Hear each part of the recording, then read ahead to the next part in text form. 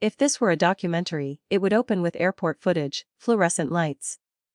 A rolling suitcase with a cracked wheel. Me sunburned from 3 months in Nepal. Hair pulled back, shoulders thinner than when I left. The voiceover would be calm. While she was away, something else was arranged. I didn't know yet. Not until I turned my phone off airplane mode at Logan Airport and watched the notifications populate like an accusation. Congratulations.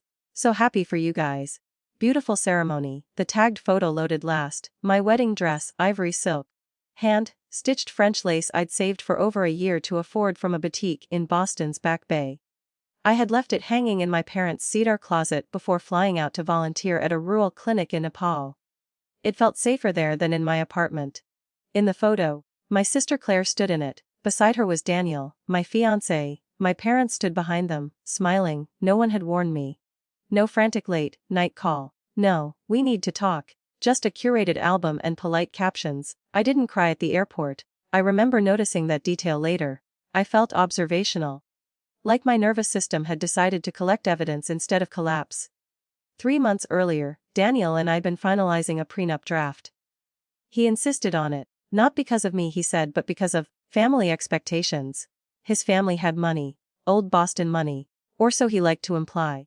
His father managed a foundation tied to a manufacturing trust. Daniel talked about eventual access, about portfolio distributions, about positioning ourselves strategically.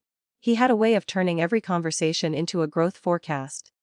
I'd skimmed the trust documents with him one Sunday afternoon. Mostly out of boredom. Mostly because I wanted transparency if we were going to marry. It wasn't his money. It was a discretionary trust controlled by a board and his father as primary trustee. Daniel received a modest salary from a subsidiary and conditional bonuses. Direct principal access required milestones, 10 consecutive years at executive service or appointment by unanimous board vote. He had 2 years. I remember asking him gently. So this isn't liquid? He'd smiled, dismissive. It's effectively mine. Effectively. The documentary voiceover would pause there. Back at my parents' house, Claire opened the door before I knocked.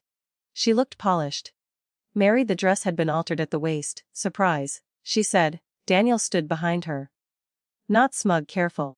My parents hovered like supporting cast members unsure of their lines. Claire reached for his arm. Emily, I'd like you to meet my husband. That was the moment they expected a scene.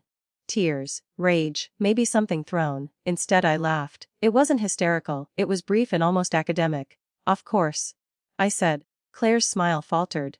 What's funny? I set my suitcase down. Nothing. I just didn't realize we were accelerating timelines. My mother stepped in. Emily, you were gone for months. Things changed. Daniel needed stability. Claire was here, needed stability, as if I'd taken a sabbatical from my own engagement. Daniel cleared his throat. It wasn't planned. It just happened. Of course it did. In the days that followed, the house felt like a set built too quickly. Claire mentioned honeymoon plans in Palm Beach. Daniel talked about looking at condos in Cambridge. Everything was framed around the assumption of upward mobility. No one mentioned the trust structure. I didn't either. 3 days after I returned, a certified envelope arrived recognized to Daniel. I recognized the firm, Harrington & Cole. The attorneys who had drafted the prenup. He had left their contact information in my inbox months ago. He opened it at the kitchen island while Claire leaned against him. His expression shifted first, not dramatic. Just recalibrating, Claire frowned. What is it? He handed her the letter. The trust's annual review had concluded. Due to restructuring within the foundation, executive advancement timelines were extended. No new principal distributions would be authorized for at least 5 years. All discretionary bonuses were suspended pending performance review. In plain terms, whatever future he'd been projecting had just been postponed. Significantly. My father asked. But you still have your salary, right? Daniel nodded slowly. It was comfortable. But it wasn't the lifestyle Claire had been describing to her friends. Claire read the letter twice. This is temporary. Daniel didn't answer. I watched the air leave the room. No one looked at me, but something subtle shifted. The narrative they'd built, about me being impractical, about Claire making the smarter choice, lost its polish. I didn't say I knew. I didn't need to. The authority in that moment wasn't me. It was a legal letter on firm letterhead. Unmistakable, impersonal, Over the next week, Claire stopped mentioning Palm Beach. The Cambridge condo became, maybe later. My parents avoided financial conversations entirely. Daniel tried once to speak to me privately. I never meant to hurt you. I know. I said. And I meant it. You meant to optimize. He didn't argue. I moved out the following month. I withdrew my half of the wedding savings and applied to a graduate program in public health at BU.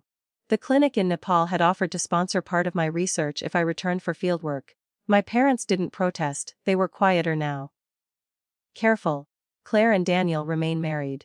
As far as I know, they're fine. Comfortable, adjusting. Sometimes I think about the dress. Not the fabric. The symbolism of it hanging in my parents' closet, available. But the truth is simpler. They didn't steal my future. They married a projection of it. What I lost was a wedding. What I kept was clarity. If this were a documentary, the closing shot wouldn't be dramatic.